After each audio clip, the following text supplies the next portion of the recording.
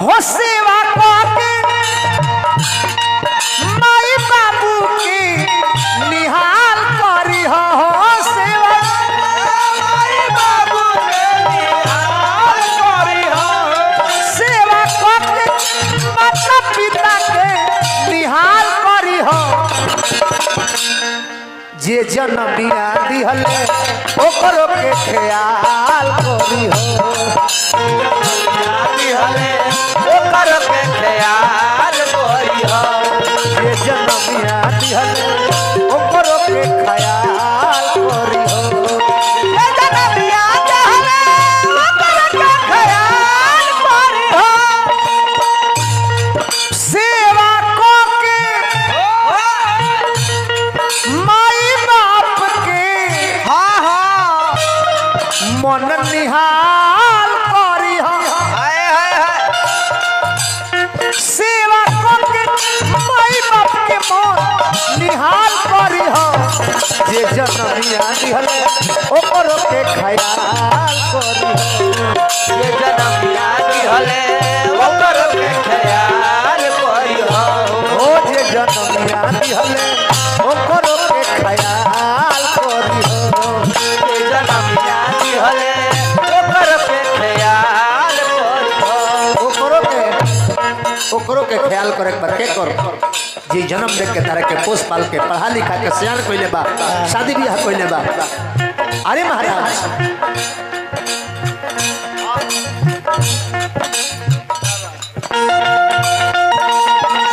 दियाई रे माई तोहरा दूधवा कनिक ना दियाई रे माई तोहरा ममता में सागर तोहरा ममता में सागर ना आजा जे जनमिया दिहले ओकर के ख्याल करियो जे जनमिया दिहले ओकर के ख्याल बाड़ा रे कठिनवा से आए हाय हाय तोहरा के पोसले पोसले दिहल ना सुख खाली दुख में परोसले हो दिहल न सुख खाली दुख परोसले हो दिहल न सुख खाली दुख माई बाबूजी तो तरह के जन्म दिले पोस पाल के सियान कहले कि हम बूढ़ जब हो जाए तो हमारा बेटा हमरा के सुख दी हमार बेटा हमरा के सेवा करी आए है बाकी तू का कइलो का कइलो दिहल ना सुख खाली दुख में परोसल छूछ पानी पिए खातिर कहियो चाल करी हो पानी पिए खातिर कहियो जाल करी हो छूछ पानी पिए खातिर कहियो चाल करी हो जे जनमिया दिहले ओकरो के ख्याल करी हो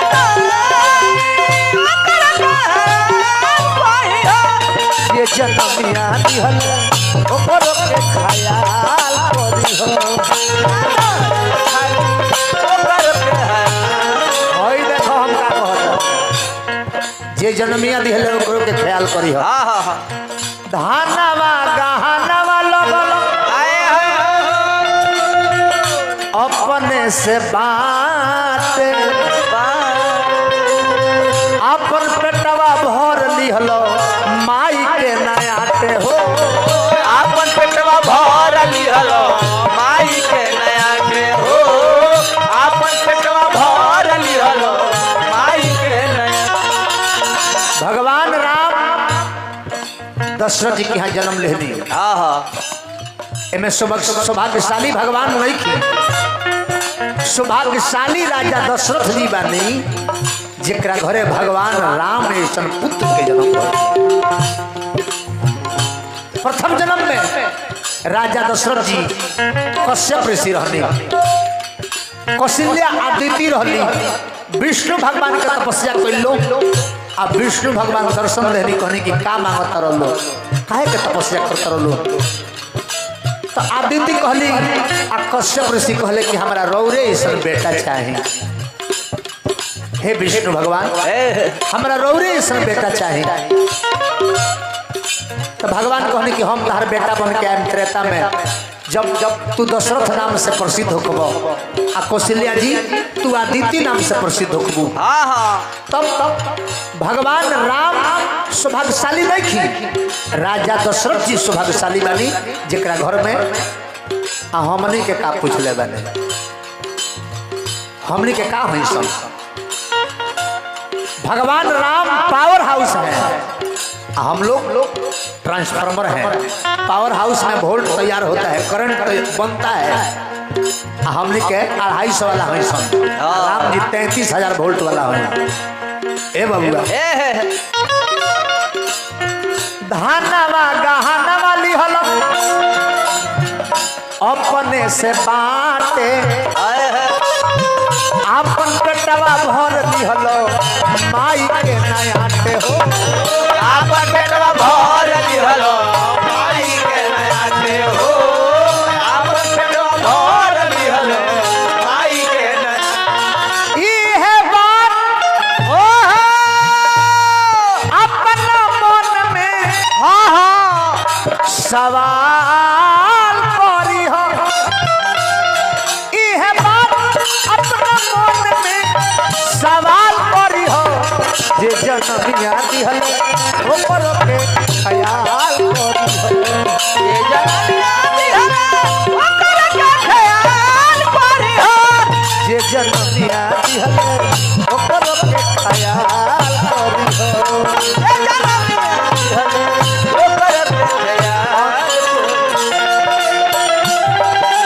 बाबा दिल से दे ममता के अनमोल खजाना कबो दिल से दे तू केला हरदम केला नाती माई के करे तू केला हरदम केला नाती माई के ममता के अनमोल खजाना कबो दिल से दे ममता के अनमोल खजाना कबो दिल से दे तू केला हरदम केला नाती माई के करे तू केला हरदम केला नाती